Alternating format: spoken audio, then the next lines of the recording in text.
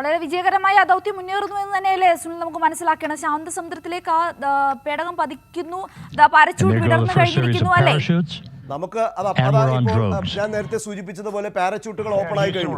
ഇനി വേഗത വളരെ കുറച്ച് ഏകദേശം ഒരു 30-32 അല്ലെങ്കിൽ ആ ഒരു റേഞ്ചിൽ സ്പീഡിലേക്ക് വന്നിട്ടാണ് ഇതിന്റെ സർഫസിലേക്ക് പതിക്കുന്നത്.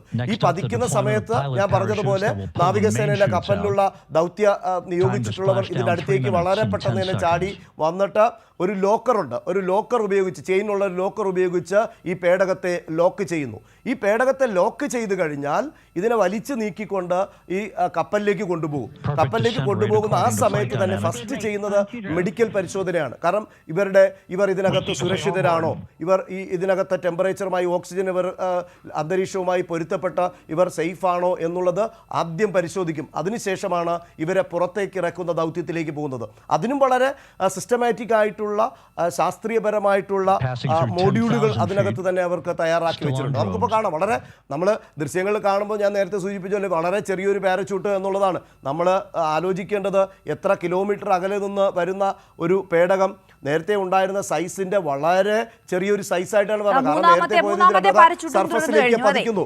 ഈ സർഫസിലേക്ക് പതിക്കുന്ന വളരെ മനോഹരമായിട്ടുള്ള കാഴ്ചയിലേക്ക് പോകുമ്പോൾ അതിനകത്ത് നമുക്ക് എല്ലാ അപകടം ഉണ്ടാകാനുള്ള സാധ്യതകളെയൊക്കെ തള്ളിക്കളഞ്ഞുകൊണ്ടാണ്, അല്ലെങ്കിൽ അതിനെയൊക്കെ മാറ്റിമറിച്ചുകൊണ്ട് വിജയപഥത്തിലേക്ക് തന്നെ എത്തുന്ന ഒരു കാഴ്ച. പൂർണ്ണമായും സ്പെഷ്യലി ഡിസൈൻഡ് ആയിട്ടുള്ള, ഞാൻ നേരത്തെ സൂചിപ്പിച്ചതുപോലെയുള്ള 3 പാരച്യൂട്ടുകൾ ഇതാ വിസ്തൃതമായി കഴിഞ്ഞു. ആ വിസ്തൃതിയാണ് ഞാൻ നേരത്തെ സൂചിപ്പിച്ചത്. ഒരു ഫുട്ബോൾ ഗ്രൗണ്ടിന്റെ അത്രയും ഏരിയ കവർ ചെയ്യുന്ന 3 പാരച്യൂട്ടുകളാണ്. ഇത് ആണ് ഇനി വേഗത വളരെ കുറച്ച് വേണം ഇതിനകത്തേക്ക് ഇറങ്ങാൻ. അല്ലെങ്കിൽ ഞാൻ നേരത്തെ പറഞ്ഞതുപോലെ ലിക്വിഡ് പ്രഷർ വരുമ്പോൾ അതിനകത്ത് നിന്ന് വളരെ തെറിച്ച് പോകും ഈ പേടകം. അപ്പോൾ അത് ഒഴിവാക്കണം. വളരെ സ്മൂത്തായിട്ട് ഇത് ഈ പറയുന്ന ഒരു ഏരിയ, വേറെ മറ്റു സ്ഥലത്തേക്കൊന്നും അല്ല പോകാൻ പോകുന്നത്. ഇവർ കൃത്യമായി മാത്തമെറ്റിക്കൽ അനാലിസിസ് ഒക്കെ നടത്തിയിട്ട് കൃത്യമായി ഇറങ്ങേണ്ട സ്ഥലം അവർ ക്രമീകരിച്ചിട്ടുണ്ട്. ആ സ്ഥലത്തേക്ക് മാത്രമേ ഇത് വരികയുള്ളൂ. അവിടെ ഇറങ്ങുമ്പോൾ ഉണ്ടാകാവുന്ന വളരെ മിനിറ്റുകൾ ഉള്ള ഒരു ദൗത്യത്തിലേക്കാണ് അടുത്ത് പോകാൻ പോകുന്നത്. കാരണം ഈ പസഫിക് ഓഷനിൽ വീഴുമ്പോൾ നാവികസേനയുടെ കപ്പൽ വരണം, ഹെലികോപ്റ്ററുകൾ സജ്ജമാണ്. അപ്പോൾ ഇത്തരത്തിൽ വന്ന് ആദ്യം മെഡിക്കൽ പരിശോധന കഴിഞ്ഞാൽ ഇവരെ പുറത്തേക്ക് ഇറക്കണം. എങ്ങനെ പുറത്തേക്ക് ഇറക്കുന്നത്? അതിന് ഇവരെ ഈ ക്രൂ വരുന്ന ഈ മോഡ്യൂൾ എന്ന് പറയുന്നത് കുറച്ച് സമയം വെയിറ്റ് ചെയ്യും. എന്തിനാ വെയിറ്റ് ചെയ്യുന്നത്? ഇവിടുത്തെ അന്തരീക്ഷത്തിലെ ടെമ്പറേച്ചറുമായിട്ടും അതുപോലെ തന്നെ അവിടുത്തെ ഓക്സിജന്റെ ലെവലുമായിട്ട് അവരുടെ മൈൻഡും അവരുടെ ശരീരവും പൊരുത്തപ്പെടണം. അങ്ങനെ പൊരുത്തപ്പെട്ട ശേഷം മാത്രമേ ഇവരെ പുറത്തേക്ക് ഇറക്കാൻ പറ്റൂ. കാരണം ഇവരെ മസിലുകൾ പൂർണ്ണമായി റിലീസ് ചെയ്തിരിക്കുകയാണ്. ഇവർ ഇത്രയും ദിവസം സ്റ്റഫ് എന്ന് പറയുന്ന അവസ്ഥയിലേക്ക് അവിടെ നിന്ന് വിവിധ ടെമ്പറേച്ചറുകളിലൂടെ കടന്നുപോയി അതിനുശേഷം പുറത്തേക്ക് വരികയാണ്. അപ്പോൾ അത്തരത്തിൽ നോക്കുമ്പോൾ ഇവർക്ക് ആദ്യം വരുന്ന മെഡിക്കൽ പരിശോധന കഴിഞ്ഞാൽ ഇവരെ പുറത്തേക്ക് കൊണ്ടുവരുന്നു. ആ നിമിഷം തന്നെ ഇവരെ ഹെലികോപ്റ്ററിൽ കയറ്റി കൃത്യമായ പ്രത്യേക റീജിയനിലേക്ക് കൊണ്ടുപോയിട്ടാണ് ഇവരെ ഈ സർഫസ്, നമ്മുടെ അന്തരീക്ഷത്തിലെ മർദ്ദം ആയിട്ടും അതുപോലെ ടെമ്പറേച്ചറുമായിട്ടും വായുവിൻ്റെ ശ്വസന പ്രക്രിയയുമായിട്ടൊക്കെ ഇവരെ പൊരുത്തപ്പെടുത്തിയെടുക്കണം. അതിന് ദിവസങ്ങളോളം എടുക്കും ഇവരെ പൊരുത്തപ്പെടുത്തിയെടുക്കാൻ. ഫസ്റ്റ് മെഡിക്കൽ ചെക്കപ്പ് കഴിയുമ്പോൾ തന്നെ ഇവരുടെ ഒരു ശാരീരിക അവസ്ഥയെക്കുറിച്ചും ഇവർക്ക് എന്തെങ്കിലും അഡീഷണൽ ആയിട്ടുള്ള എന്തെങ്കിലും ട്രീറ്റ്മെൻറ്റോ അല്ലെങ്കിൽ അഡീഷണൽ ആയിട്ടുള്ള എന്തെങ്കിലും കെയർ കൊടുക്കണമോ എന്നുള്ളത് മനസ്സിലാക്കാൻ സാധിക്കുകയും ചെയ്യും. നമ്മൾ ഈ ദൃശ്യങ്ങൾ കാണുന്നത് വളരെ മനോഹരമായിട്ടുള്ള ഒരു കാഴ്ച. വളരെ മനോഹരമായിട്ടെന്ന് പറഞ്ഞാൽ ചരിത്ര ദൗത്യം, അമ്പിളിയമ്മാവനെയൊക്കെ നേരിട്ട് കണ്ട് അവിടുത്തെ ചിത്രങ്ങൾ, ഇവിടെ ചിത്രങ്ങൾ എടുക്കുന്നതിനപ്പുറത്ത് നമ്മുടെ ചരിത്ര ദൗത്യം ഇതിനെ പറയാൻ കാരണം വെറുതെ ചന്ദ്രൻ്റെ അടുത്ത് പോയിട്ട് വരുന്നതല്ല. കാരണം നമുക്കൊരു ശാസ്ത്ര ലോകത്തിന് ഇന്ത്യ അടക്കമുള്ള രാജ്യങ്ങൾ എല്ലാവരുടെയും പങ്കാളിത്തത്തോടുകൂടി ചന്ദ്രനിലേക്ക് പതിച്ചിരിക്കുകയാണ്. വളരെ വളരെ മനോഹരമായിട്ടുള്ള ഒരു കാഴ്ച അതാ സർഫസിൽ പതിച്ചിരിക്കുകയാണ്. ഇനിയാണ് ഞാൻ നേരത്തെ സൂചിപ്പിച്ചതുപോലെ സ്പാഷ് ഡൗൺ കൺഫേം ചെയ്തിരിക്കുന്നു എന്നുള്ളതാണ് നാസയുടെ ഔദ്യോഗികമായിട്ടുള്ള അറിയിപ്പ് വരുന്നത്. അത് കൺഫേം ആയിരിക്കുന്നു എന്നുള്ളത്.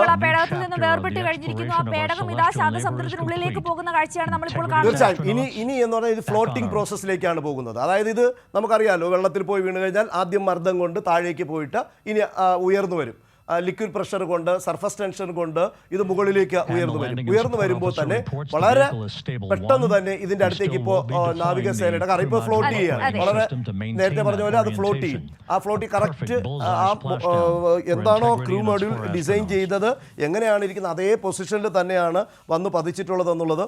ആ ക്രൂ മോഡ്യൂള് ഇനി ഇതിനെ കളക്ട് ചെയ്യുന്ന, ഞാൻ നേരത്തെ പറഞ്ഞ ഒരു ലോക്ക്ഡൗൺ പ്രോസസ്സ് എന്ന് പറയും, ഇതിനെ ലോക്ക് ചെയ്യണം. ആ ലോക്കിംഗ് പ്രോസസ്സിലേക്ക് പോകണം. ലോക്കിംഗ് പ്രോസസ്സിലേക്ക് പോയില്ലെങ്കിൽ ഇതിനകത്ത് കൺട്രോൾ നഷ്ടപ്പെട്ട് ഇത് മറ്റെവിടെയെങ്കിലും പോകാനുള്ള ഒരു സാധ്യതയുണ്ട്. അപ്പോൾ ഇതിനെ ലോക്ക് ചെയ്തതിന് ശേഷം മാത്രമാണ് ഇതിൻ്റെ കപ്പലിൻ്റെ അടുത്തേക്ക് ഇതിനെ വലിച്ചു കൊണ്ടുവരണം.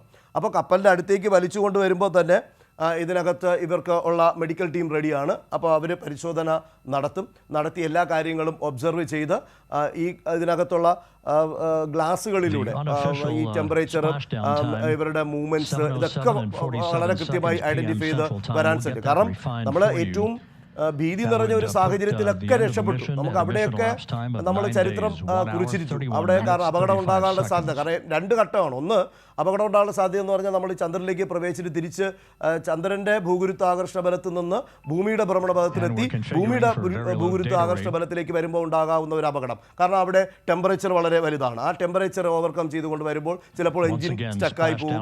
അങ്ങനെ വരികയാണെങ്കിൽ അപകടം ഉണ്ടാകും. ചിലപ്പോൾ പിന്നെ തിരിച്ചു വരാൻ പറ്റത്തില്ല. കാരണം ഇവർ ദൗത്യം നടത്തുമ്പോൾ തന്നെ ഏകദേശം 47 മിനിറ്റ് ഒരു കോണ്ടാക്റ്റും ഇല്ലാതിരിക്കുന്നത്. കപ്പൽ സജ്ജമാണ്.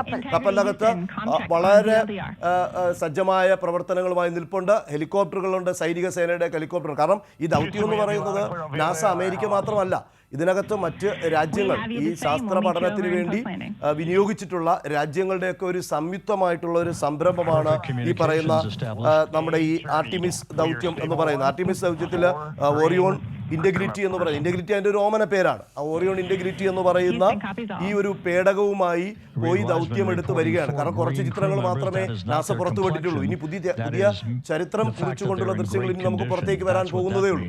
അപ്പോൾ ഇവിടെ ഇത്രയും ഘട്ടങ്ങളെല്ലാം പൂർണ്ണമായി വിജയിച്ചു. ഇനി നമുക്ക് ഏറ്റവും സന്തോഷകരമായിട്ടുള്ള നിമിഷത്തിലേക്ക് പോകും. എന്താണ് ആ നിമിഷം എന്ന് പറയുന്നത്?